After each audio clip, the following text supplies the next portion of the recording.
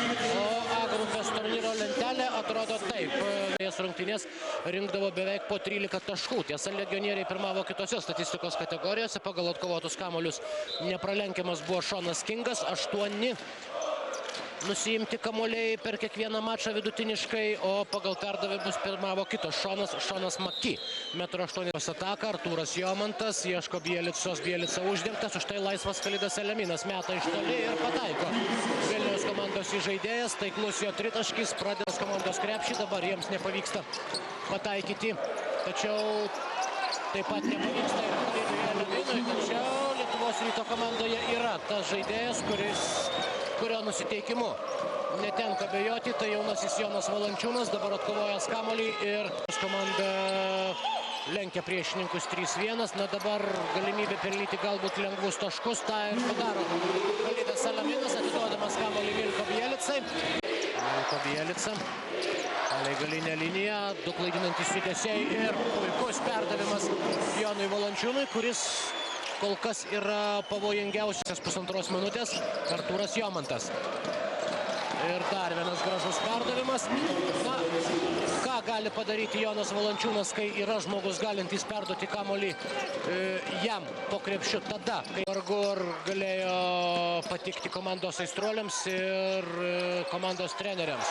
Simas Buterlevičius, tritaškis įliejantis vėl naujo optimizmo. Čia pat pagauna kamuolį, atiduoda Jasikevičiui. Šarūnas Jasikevičius, 3 taškai, mažinantys skirtumą iki 6. Jasikevičius vagia kamuolį iš užsimiegojusio varžovo ir Simas Buterlevičius gavęs perdavimą iš Vilniaus komandos bandymas perimti rungtynių kontrolę į savo rankas.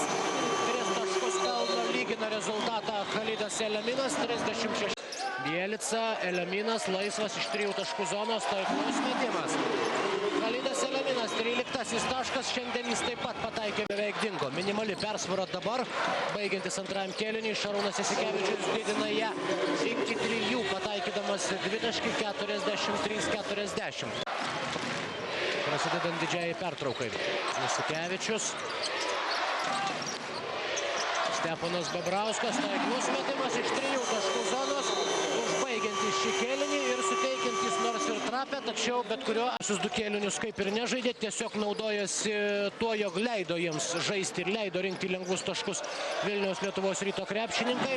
O štai dabar tritaškių metimus Steponas Babrauskas, komandos 3, taigi beveik 100% taiklumas. Bielica po Jasikevičiaus perdavimo didina skirtumą iki 7 taškų ir minutės per demonstruojant Minsko komandą yra tikrai nelengva. Paskutinę kėlinio sekundę pataiko Bredas Niuliai.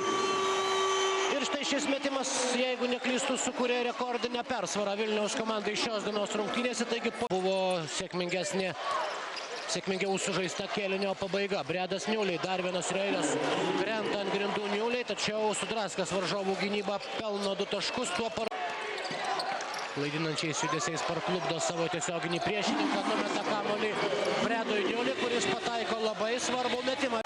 5 sekundės atakai, Eleminas iš 3 taškų zonos, taiklus metimas. Vėl gražinantis minimalią persvarą Lietuvos Rytui. 8 sekundės atakai, Artūras Jomantas, taiklus metimas. Individualiomis pastangomis prasilaužė pro varžovų gynybą. Veržiasi 1 prieš 2 krepšininkus ir pelno 2 sunkius, tačiau labai reikalingus taškus. 88-82, 21-4. Dar kartą priminsiu, jog rytoj Lietuvos Ryto televizija jūs pakvies į dar vieną VTB lygos dvikovą, 15 val. 15 minučių.